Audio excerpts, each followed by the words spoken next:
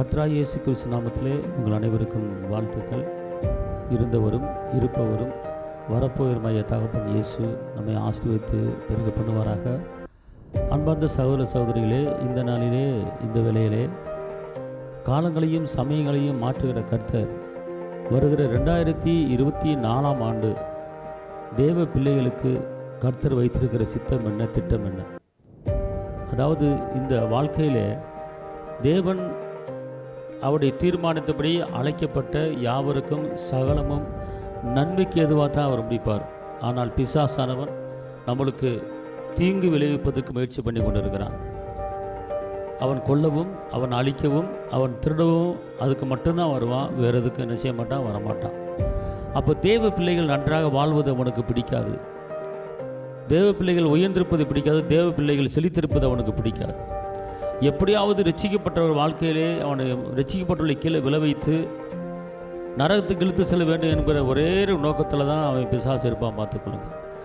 ஆனால் இந்த வருடத்தில் பிசாசுடைய திட்டம் என்ன, தேவ சித்தம் என்ன? பிசாசு நம்மளை தவறான வழிக்கு கொண்டு போகும்போது இயேசப்பா நம்மளை நல்ல வழிக்கு கொண்டு வருவார். இயேசு விடுவிக்கிறவர், வாழ்வு கொடுக்கிறவர். அவரே வழி, அவரே சத்தியம், அவரே ஜீவன். அவரை விசுவாசிக்கிறவனை யாரும் கெட்டுப்போகாமல் நித்திய ஜீவனை பெறும்படிக்கு நம்மளை அவர் என்ன செஞ்சிருக்கிறார், அழைச்சிருக்கிறார். அதனால் இந்த நாளிலே பரிசுத்த ஆவியானவர் நம்மோடு இடைப்பட போகிறார். நீங்கள் கொஞ்சம் கவனித்து கேளுங்க. ரட்சிக்கப்பட்ட வாழ்க்கையில் பிரச்சனை வராமல் இருப்பதற்கு என்ன செய்யணும், பிசாசு எப்படிப்படி திட்டங்களை கொண்டு வர போகிறான், அதிலிருந்து தப்புவதற்கு நம்ம என்ன செய்ய வேண்டும், கர்த்தருடைய ஆவியானவர் நமக்கு அநேக ஆலோசனைகளை கொடுக்கிறார். அதனால் இந்த நிகழ்ச்சியை நீங்கள் தொடர்ந்து கேளுங்கள், ஆஃப் பண்ணிடாதீங்க. உங்களுடைய காரியங்கள் எல்லாவற்றையும் ஆவியானவர் வெளிப்படுத்துவார். நம்ம ஜெபிப்போம். தகப்பனே இயேசுவே, நன்றியோடு துதிக்கிறேன், ஸ்தோத்திரிக்கிறேன். இந்த 2024ஆம் ஆண்டு விசுவாசிகளுடைய வாழ்க்கையில், விசுவாசிகள் குடும்பத்தில் என்ன நடக்கப் போகிறது, அதிலிருந்து தப்புவிக்க என்ன செய்ய வேண்டும் என்கிற காரியத்தை எங்களுக்கு வெளிப்படுத்தும்படி உங்களுடைய சமூகத்தில் வந்திருக்கிறோம். இந்த நேரத்தை பொறுப்படுத்திக் கொள்ளுங்க. இயேசுவின் நாமத்தில் பிதாவே, ஆமென். ஆவியானவர் எங்கே உண்டு அங்கு விடுதலை உண்டு. தேஷிக் மால் அத்தூன மாது நீ கான மாலா கரலரபோ மேக்ல குரோத்தோ டூனி மாது சந்தன மாலா கர தூட பௌதன மாது உரி கரவல கரலரபா. பிசாசனவன் இந்த 2024ஆம் ஆண்டு அநேக குடும்பங்களை பிரிக்கும்படி பிரிவினை ஆவிகளை கட்டவிழ்த்து விட்டு ஒரு மனது இல்லாமல் ஒருத்தருக்கு விட்டு கொடுத்து வாழாமல் அநேகருடைய பிரிவினைகளை உண்டாக்கும்படி பிசாசனுடைய திட்டம் இருக்கிறது. மல துசி பீகோல தூண மாதுனா ஹம்மோரகாதி லேத்தினி மாதுன மாதுடி கர பது சந்தனமா. ஒருமனமாய் வாழ முடியாமல், சமாதானமாய் வாழ முடியாமல், விட்டு கொடுத்து வாழ முடியாமல், தாழ்மையை வாழ முடியாமல், எப்படியாவது பிரிவினை உண்டாக்க வேண்டும் என்று பிரிவினை ஆவியை கட்டவிழ்த்து விட்டு கொண்டிருக்கிறான் பிசாசானவன். மாக்லக்ரோ தோசி பி காத்தோரோ. ஆனால் நம்முடைய தகப்பன் இயேசுவோ இதிலிருந்து நாம் தப்பிப்பதற்கு உண்டான வழியை, போக்கையை நம்மளுக்கு அறிவித்திருக்கிறார். இந்த பிசாசுடைய கிரியைகள் நம்முடைய வாழ்க்கையில் நடக்காமல், பிசாசுடைய தூண்டுதல் நம்முடைய வாழ்க்கையில் நடக்காமல் நம்மளை காப்பாற்றுவதற்கு ஆவியானவர் பல வழிகளை கற்றுக் கொடுத்திருக்கிறார். அன்பார்ந்தவர்களே, சமாதான குளத்தில் உண்டு பண்ண பிசாசு தீவிரமாக இறங்கியிருக்கிறான். அநேக குடும்பங்களில் பிரிவினை உண்டாக்குவதற்கு பிசாசு தீவிரமாக இறங்கியிருக்கிறான். விழித்திருக்க வேண்டும், ஜாக்கிரதையாக இருக்க வேண்டும். பகுத செம்மியல் அமௌதுனா கதாடபா. அநேக குடும்பங்களிலே பிளவுகள் உண்டாகிறதுக்கு பிசாசனவன் திட்டம் போட்டிருக்கிறான். அன்பார்ந்தவர்களே, குறுகாலம் ஒன்று வருகிறது, மழை காலம் ஒன்று வருகிறது, வெயில் காலம் ஒன்று வருகிறது. ஆனால் 2024 ஆண்டில் அநேக குடும்பங்களை உடைக்கும்படி, அநேக குடும்பங்களை பிரிக்கும்படி, தாயும் தகப்பனுக்கும், கணவன் மனைவிக்கும், பிள்ளைகளுக்கும் பிளவை உண்டு பண்ணி, பிரிவை உண்டு பண்ணும்படி அவன் தீவிரமாக இறங்கியிருக்கிறான். ஆனால் இந்த காரியங்களை எல்லாம் கர்த்தர் பார்த்துட்டு மாற்று வழியை செய்திருக்கிறார். அதுக்கு பரிகாரம் இயேசு ஒருவரே. காரணம், எப்பெல்லாம் நமக்கு பிரிவினை வருகிறதோ, போராட்டம் வருகிறதோ, அப்போ பைபிளில் சொல்லப்பட்டிருக்கிறது, இயேசு சிலுவையில் சிந்தின இரத்தத்தினாலே நமக்கு சமாதானம் உண்டாயிருக்கிறது என்று நாம் பேச வேண்டும். இப்படி பேசும்போது அந்த பிசாசுடைய காரியங்கள் நம்முடைய குடும்பத்தில் நடக்காது. அநேக ஒரு சில காரியங்கள் குறித்து பயப்படுகிற ஒரு சூழ்நிலை உருவாக போகிறது. அதாவது பயந்தது எனக்கு நேர்ந்தது என்ற வார்த்தையின்படி அநேக ஒரு சின்ன காரியமாக இருக்கலாம், பெரிய காரியமாக இருக்கலாம், எந்த காரியத்தை எடுத்தாலும் பயப்படுவார்கள். எதுக்கு பயப்பட வேண்டும், எதுக்கு பயப்படக்கூடாது என்பது தெரியாமல் எல்லா காரியத்துக்குமே பயந்து பயந்து பயந்து வாழக்கூடிய ஒரு சூழ்நிலை விசுவாச குடும்பங்களில் இருக்கிறது, ஒரு நாட்களில் வரப்போகிறது. ஆனால் இந்த பயத்தின் ஆவி கட்டவிழ்க்கப்பட்டிருக்கிறது.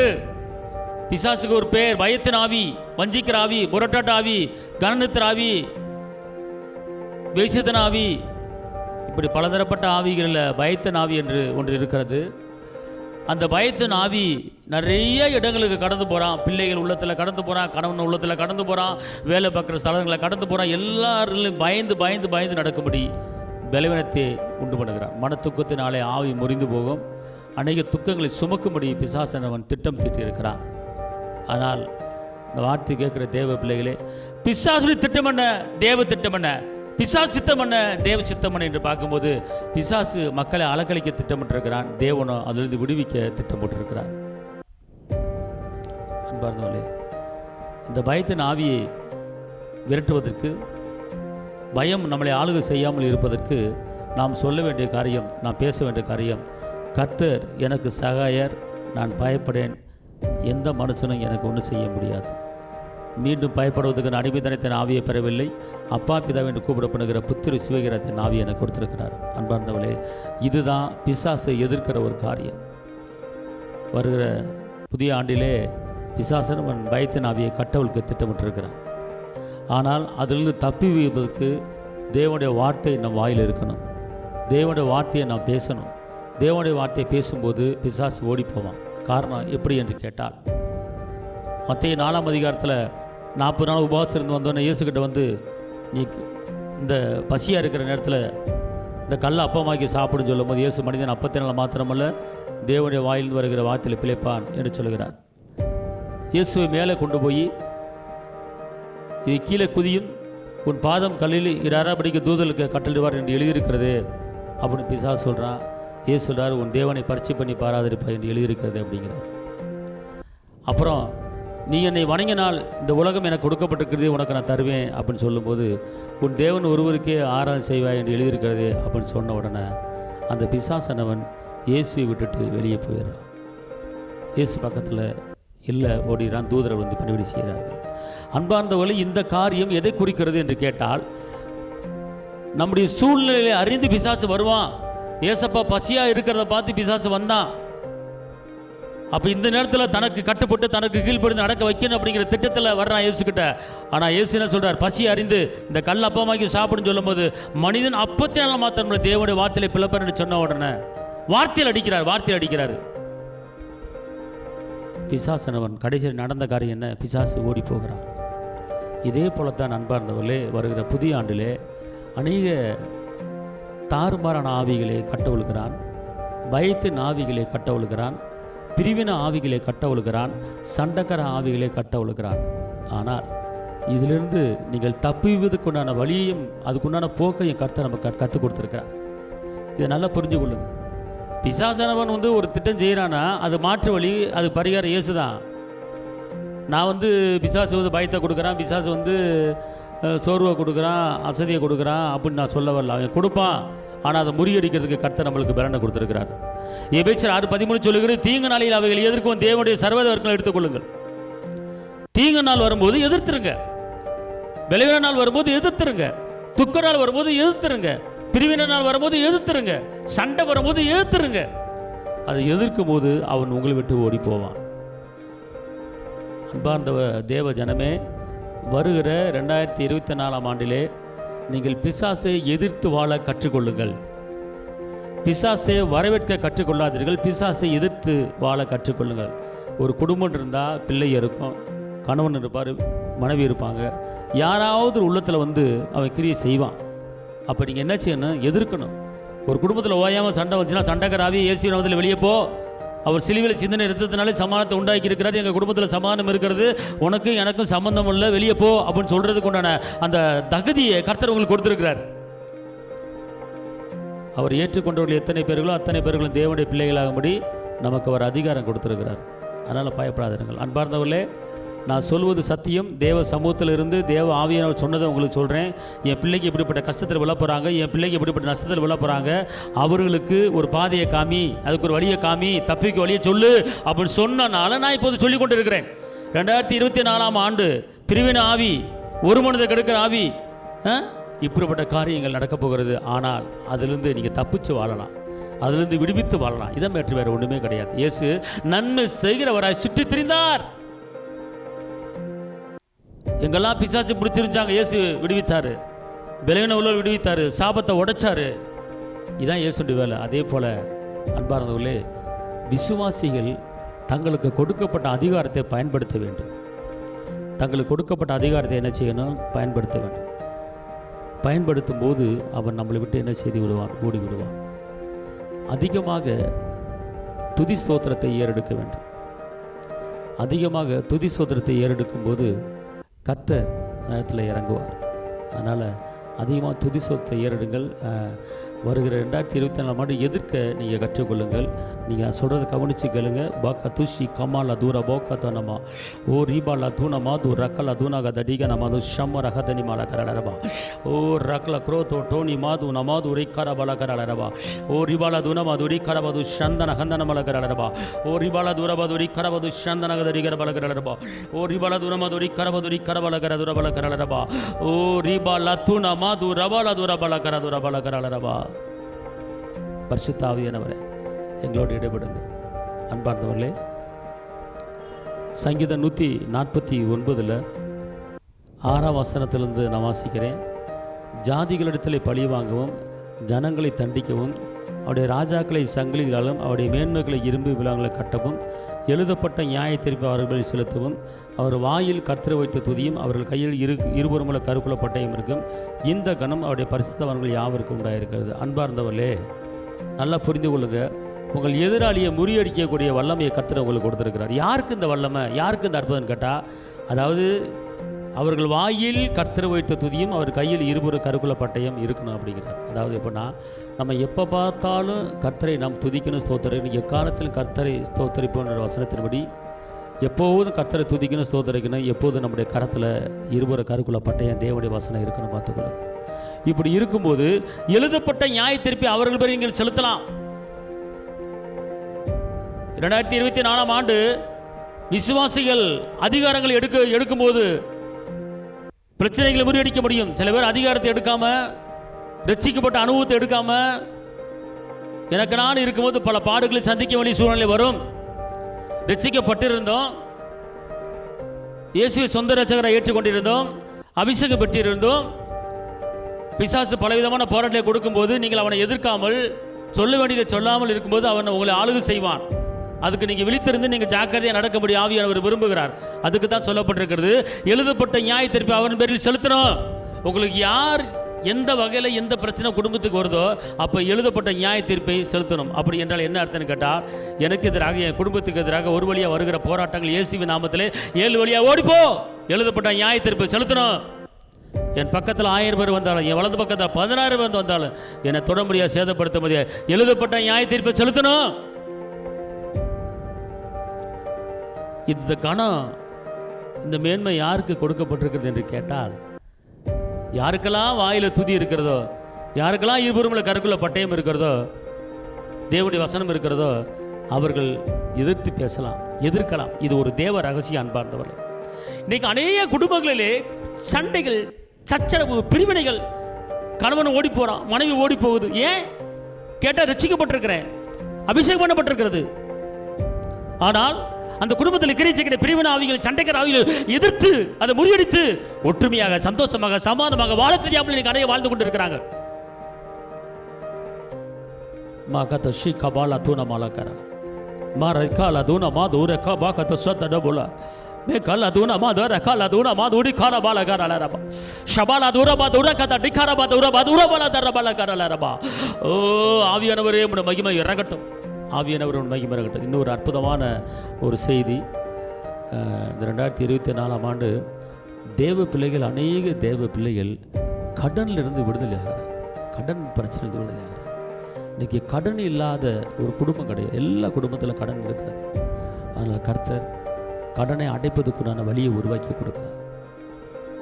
தேசத்தில் அப்படிப்பட்ட ஒரு சூழ்நிலை உருவாக போகிறது. தேசத்தில் அப்படிப்பட்ட ஒரு சூழ்நிலை உருவாக போகிறது. எத்தனை பேர் வீட்டு லோன், எவ்வளோ எல்லாம் வீடு கட்டி லோனை வாங்கி வீடு கட்டியிருக்காங்க. கர்த்தருக்கு சித்தமானால் வீட்டு லோன் எல்லாம் கேன்சல் ஆக போகிறது. எப்படி கொஞ்ச நாளைக்கு முன்னாடி தமிழ்நாடு அரசு அந்த நகையை அடகு வச்சுருந்தவங்களாம் நகையை திருப்பிட்டு போங்க, பணம் கட்ட வேணாம்னு சொல்லி சட்டம் வந்துச்சு. எல்லோரும் நகையை திருப்பிட்டு போனாங்க. ஒரு சில பேங்கில் அநேக பேர் என்ன செஞ்சாங்க, நகை திருப்பினாங்க, பணம் கட்டமாக ஆகிட்டு வந்தாங்க. அதே போல் மேலிடத்திலிருந்து இப்படி ஒரு சட்டம் வர கூட ஒரு வழி இருக்கிறது. யாரெல்லாம் வீட்டு லோன் வாங்கியிருக்காங்களோ அந்த வீட்டு லோன் கேன்சல் ஆகணும்னு ஒரு சட்டம் வந்தால் கூட ஆச்சரியப்படுறதுக்கு இல்லை. இப்படி பல வழிகளிலே கடன் அடைப்பதுக்கு ஏசப்பா உதவி செய்ய போகிறார். பல வழிகளிலே ஒரு விதவை கணவன் கடனை வச்சுட்டு போகும்போது ஒரு விதவை என் பிள்ளையை அடிமையாக்கிறேன்னு சொல்லும்போது அங்கு எண்ணெயை உற்பத்தி பண்ணி எண்ணெயை விற்று கடன் அடைக்க உதவி செய்தார். மிச்சம் இருக்கிறத வச்சு அது ஜீவனம் பண்ணி என்று சொன்னார். அப்போ கடன் அடைக்கிறது அங்கே ஒரு வழி உருவாகுது. எண்ணெயை விற்று எண்ணெயை உற்பத்தி பண்ணி அங்கே ஒரு வழியை உருவாக்குறார். அதே போல் இந்த வருகிற புதிய ஆண்டில் உங்களுக்கு கடனை அடைப்பதுக்குறான வழியை உருவாக்க போகிறார். கடந்த நாட்களிலே ஒரு குடும்பத்தில் அநேக கடனில் மாட்டி தவிச்சிக்கிட்டு இருந்தாங்க. இருக்கும்போது கடனை அடைக்கவே வழி தெரியல. பார்த்துக்கொள்ளுங்க. அவர்கள் என்னிடத்தில் சொன்னார்கள், இந்த மாதிரி இவ்வளோ கடனாகி போச்சு, என்னையே நான் அழித்து கொள்ளலாம் என்று நான் நினைத்து கொண்டு இருக்கிறேன் என்று சொல்லும்போது மனது வேதனைப்பட்டது எனக்கு. ஐயோ, ரட்சிக்கப்பட்டவர்களே, வேதம் சொல்லுகிறது, ரட்சிப்பின் சுவிசேஷமாகிய சத்திய வசனத்தை கேட்டு என்றைக்கு ரட்சிப்படைஞ்சீங்களோ அன்றைக்கே வாக்குத்தத்தம் பண்ணப்பட்ட பரிசுத்த ஆவிக்கு முத்திரை குத்தப்பட்டிருக்கிறார்கள். வாக்குத்தத்தம் பெற்ற ஜனங்கள் இப்படி பேசுகிறாங்களே, வேதனை. நான் சொன்னேன், காற்று வராது, மழை வராது, பள்ளங்களை நிரப்புகிறவரை என் பள்ளங்களை நிரப்புங்க. என் தேவன் தம்முடைய மையவின் ஐஸ்வர்யப்படி என் குறையெல்லாம் கிறிஸ்து இயேசுக்கள் மையவில் நிறைவாக்குங்க. இப்படிப்பட்ட வார்த்தைகளை சொல்லுங்கம்மா, அதிசயங்கள் நினைவுகிறோமா. தேவனுடைய வார்த்தை சொல்கிறது, எபிரேயர் 12:1, மேகம் போன்ற திரளான சாட்சிகள் நம்ம கண்ணு முன்னால் சுற்றி நிற்கிது. இந்த உலகத்தில் வருகிற காரியங்களை தூக்கி உதறி தள்ளி விட்டுட்டு நியமித்திருக்கிற ஓட்டத்தில் ஓடுங்க. உங்கள் கண்ணு முன்னால் அநேக சாட்சிகள் இருக்கிறது, ஏசப்பா செய்த அற்புதங்கள் அதிசயங்கள் இருக்கிறது. அதை பாருங்கள், அதை நினைங்க, அதை சிந்திங்க, கண்டிப்பாக உங்கள் வாழ்க்கையில் அற்புதம் நடக்கும் அப்படின்னு சொல்லியிருந்தேன். அப்படி சொல்லி கொடுத்தேன் ஒரு குடும்பத்தாருக்கு. அவர்கள் தொடர்ந்து அந்த அதிசயமான காரியங்களே யோசனை பண்ணிக்கிட்டே இருப்பாங்களாம்.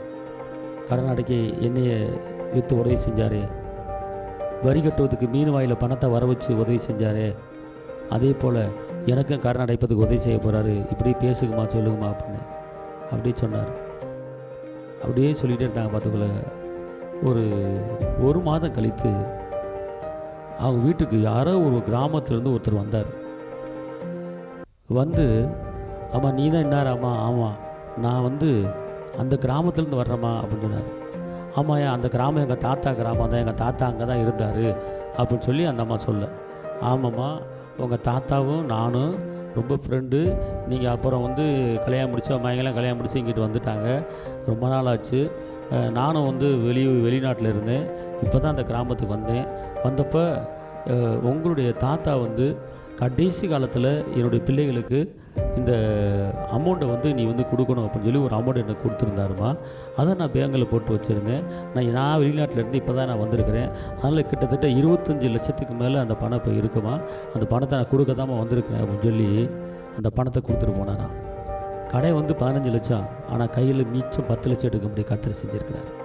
இதுதான் அதிசயமான ஒரு காரியம், இதுதான் அற்புதமான ஒரு காரியம், இதுதான் ஜெயம் கொடுக்கிற ஒரு காரியம். கர்த்தர் ஒரு மனிதனை உயர்த்த நினைச்சானா எப்படியாவது உயர்த்துவார். பார்த்துக்கொள்ளுங்க. யோபுக்கு ரெட்டிப்பான ஆசீர்வாதம் எப்படி வந்துச்சு? அவனுக்கு முன்ன அறிமுகமானவர்கள், அவன் உடன் பிறந்தவங்களை எல்லாம் எல்லாரும் ஒவ்வொரு தங்க காசை கொடுத்து என்ன பண்ணாங்களாம், முன்னேற்றினாங்களாம். யோபுக்கு ரெட்டிப்பான ஆசீர்வாதம். அதே போல் இந்த கடனை அடைப்பதற்குண்டான வழிவாசல்கள் திறக்கப்பட போகிறது. இது ஆவியானவர் சொல்லுகிற ஒரு காரியம். அன்பார்ந்தவர்களே, அநேக விசுவாசிகளுக்கு 2024 முடிவதுக்குள்ளே எல்லா கடனை அடைக்கும்படி கர்த்தர் செய்ய போகிறார். கடன் கொடுக்கும்படி கர்த்தர் மாற்ற போகிறார். உங்கள் வெளிச்சத்தில் ராஜாக்கள், ஒளியில் ஜாதிகளை கடந்து வர முடியாத கர்த்தர் உங்கள் குடும்பத்தை உயர்த்த போகிறார். உங்கள் சந்தையை உயர்த்த, நீ கைடு செய்கிற எல்லா காரியத்தையும் கர்த்தர் ஆஸ்வதித்து பெருக பண்ண போகிறார். இது அடுத்த வருஷம் நடக்க போகிறது. தைரியமாக. அதோடு மாத்திரமல்ல, அநேக குடும்பங்களிலே பிளவிலிருந்து கர்த்தர் விடுதலை கொடுக்குறாரு. நீங்கள் அதுக்குண்டான வசனங்களை எடுத்து நீங்கள் பேசும்போது, அதுக்குண்டான காரியத்தை நீங்கள் பேசும்போது கர்த்தர் பெரிய காரியங்களை செய்வார். அதோடு கூட பெயர் சொல்லப்படாத பலவீனங்கள் வரும், நோய்கள் வரும். ஆனால் தேவ பிள்ளைகள் அதிலிருந்து தப்புவிப்பதற்கு வழிவாசலை திறந்து கொடுக்குறார். பலவீனத்திலே அவருடைய பலன் பூர்ணமாய் விளங்கும்.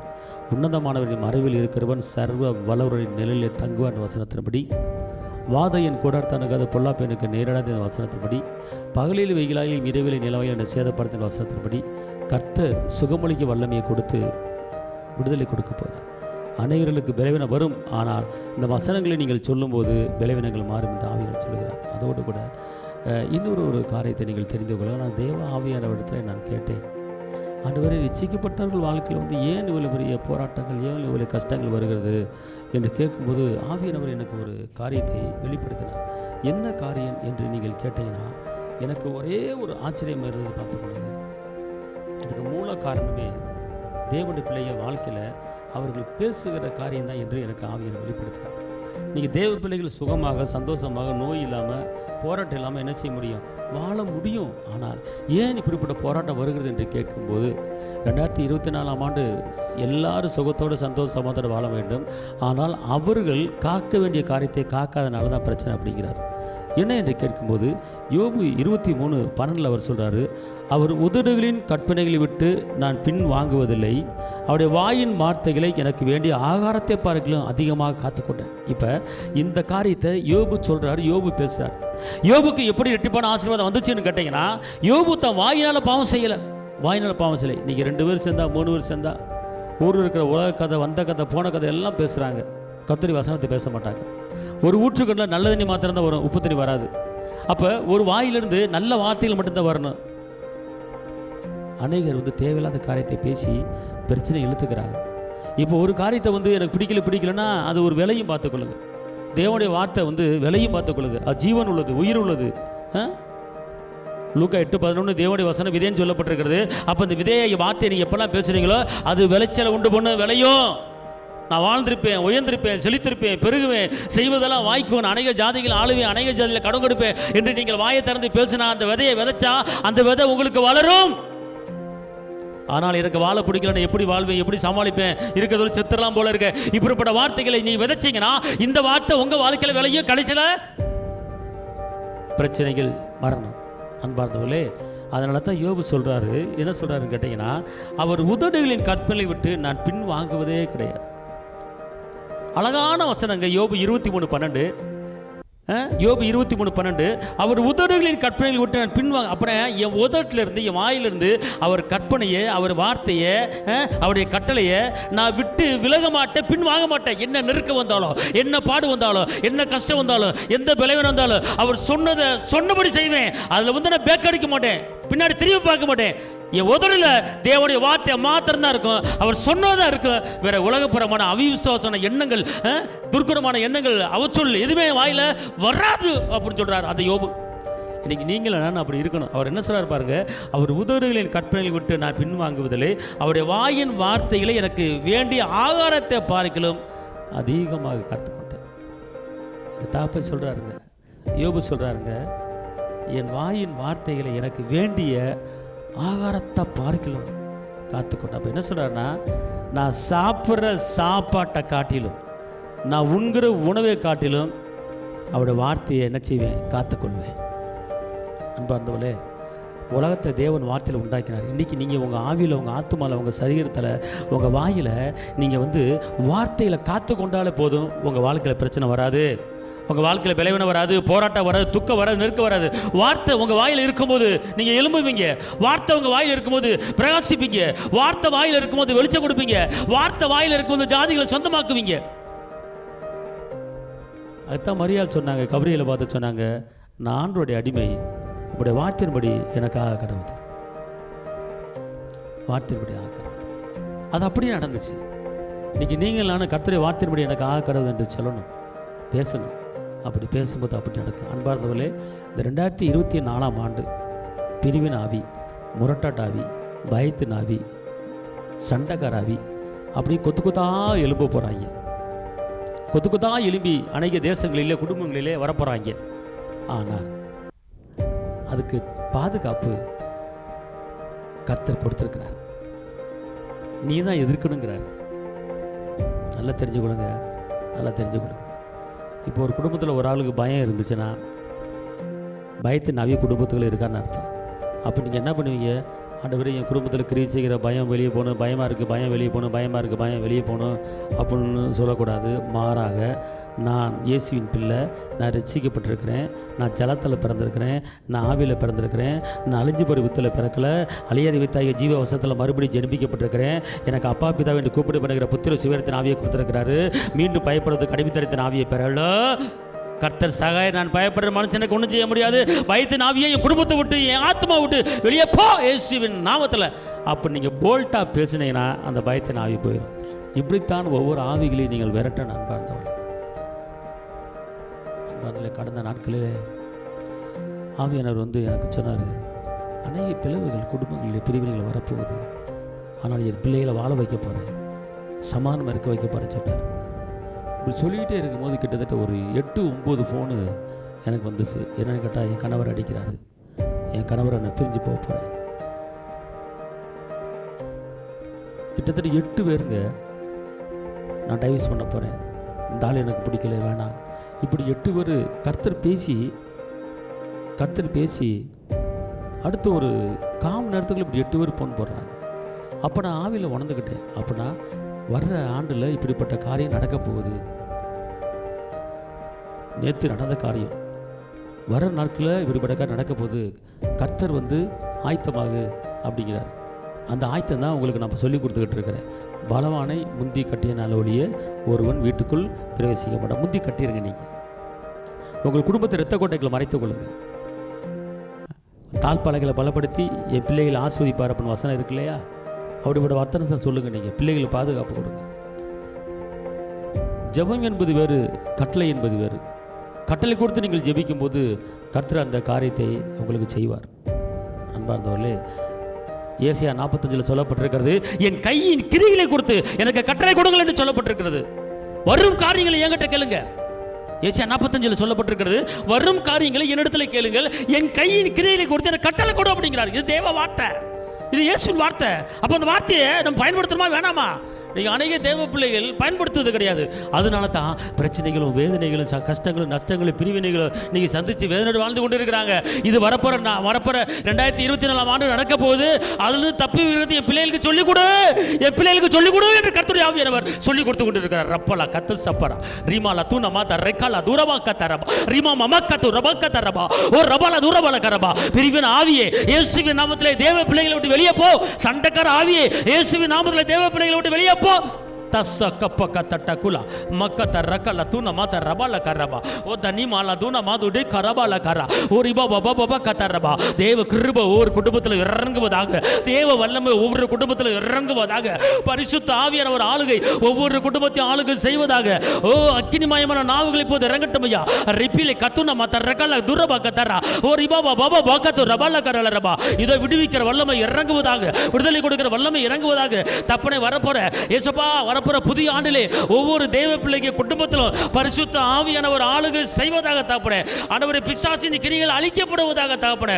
ஒவ்வொரு குடும்பத்திலும் தேவ சமாதானம் உண்டாவதாக, ஒவ்வொரு குடும்பத்திலும் தேவ இரக்கம் உண்டாவதாக, ஒவ்வொரு குடும்பத்திலும் விட்டு கொடுத்து வாழக்கூடிய கிருபை உண்டாவதாக. தாழ்மைக்கு கிடைக்கும் பலன் ஐஸ்வர்யம் கனவும் மகிமையும் என்ற வசனத்தின்படி தாழ்ந்து நடக்கும்படியான ஒரு கிருபையை தாங்க தகப்பனே. பெருமை மேட்டின்மை ஒவ்வொரு குடும்பத்தை விட்டு விலகி போவதாக. தாழ்மை குடும்பத்தில் இறங்கும்படி சொல்கிறேன். ஓ தச பொல் அக்கா தரபா. இப்போது பரிசுத்த ஆவியானவர் இறங்கி கொண்டிருக்கிறார். இந்த ஜெபத்தோடு நீங்கள் கலந்து கொள்ளுங்கள். இப்போ எனக்கு இடைப்பட்டு கொண்டிருக்கிறார். லிக்கம்பௌத்து சக்குர துணி மாத்த நம்ம தரபால கரபா. ஓ பிளவை உண்டு பண்ணுகிற பிரிவினை உண்டாக்குற சத்ருவே, தேவ பிள்ளைய குடும்பத்தை விட்டு வெளியேறு. ஒரு மனத்தை கட்டவிழுக்கிறேன், ஒரு மனத்தை கட்டவிழுக்கிறேன்.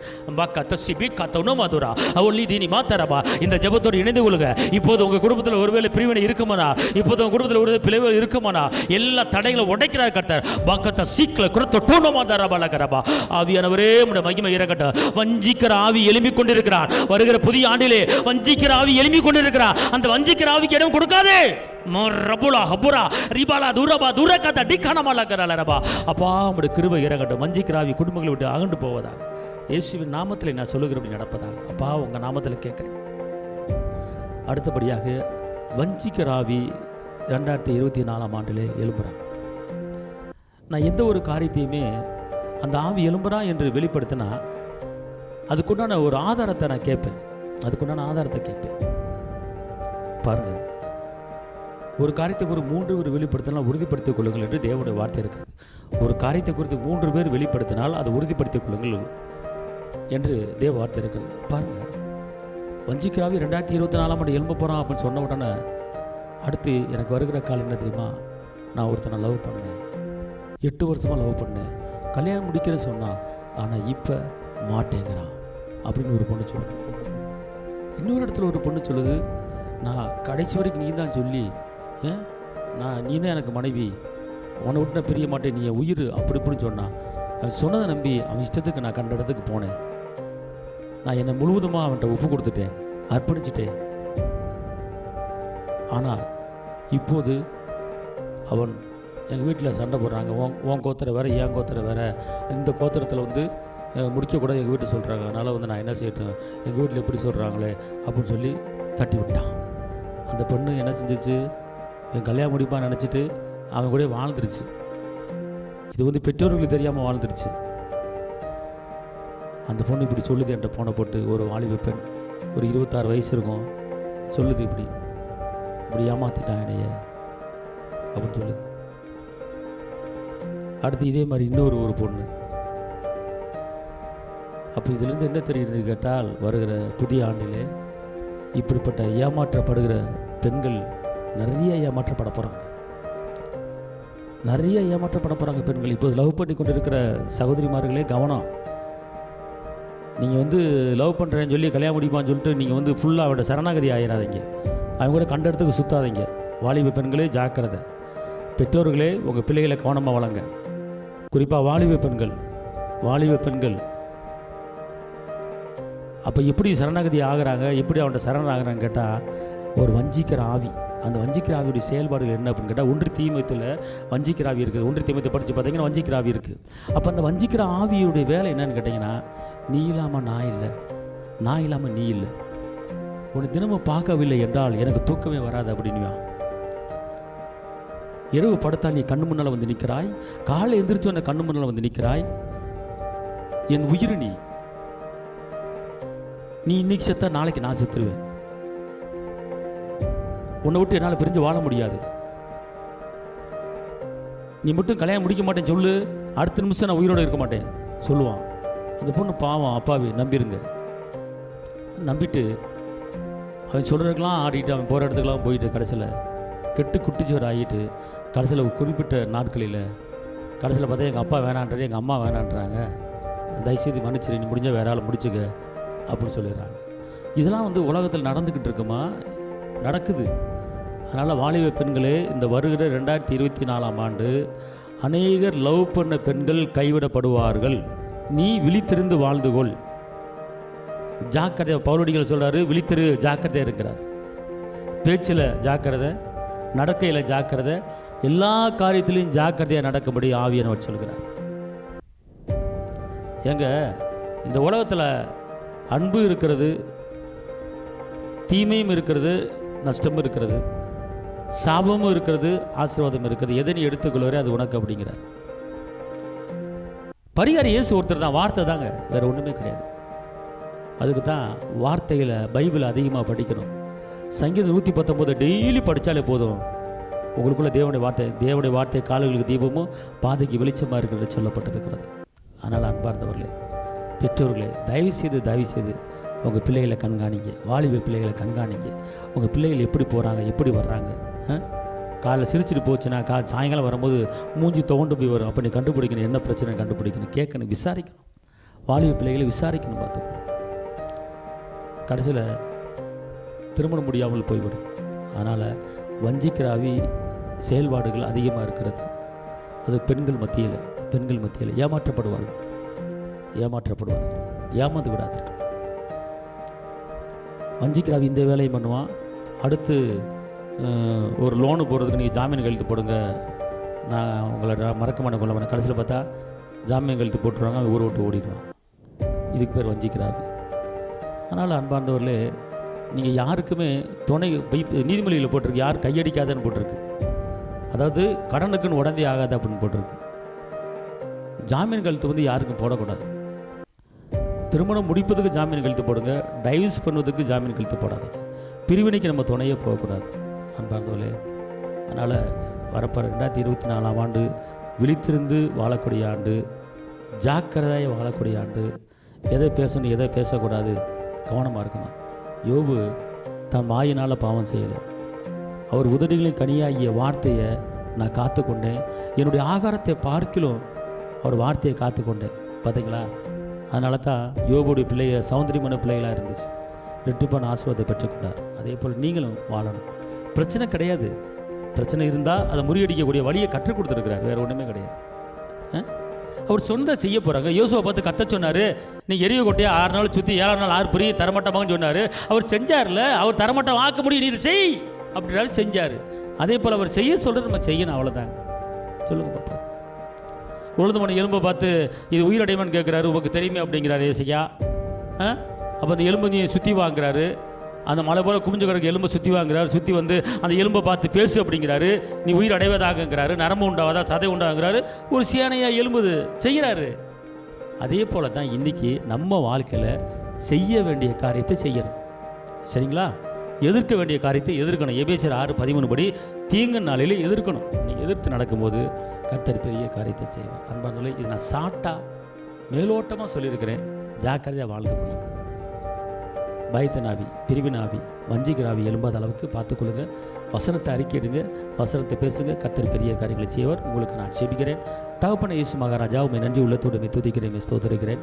வெற்றி வேந்தனே, விடுதலை நாயகரே, பெயர் சொல்லி அழைத்தவரே, அநாதி சிநேகத்தில் சிநேகித்தவரே, அனைவரே தேவ பிள்ளைகள், ரசிக்கப்பட்ட பிள்ளைகள் வாழ்ந்திருக்கும்படி, உயர்ந்திருக்கும்படி, செழித்திருக்கும்படி, பெருங்கும்படி இருப்பதாக, இரத்தத்தின் வல்லமை கூட இருப்பதாக, பாதுகாப்பின் வல்லமை கூட இருப்பதாக, எல்லா தடைகள் நீக்கி போடுங்க. கிருபை பலன் கூட இருக்கட்டும். இயேசுவின் நாமத்தில் பிதாவே, ஆமென். கர்த்தர் உங்களை ஆசீர்வதிப்பார். ஹல்லேலூயா. தேவனுக்கு மகிமை.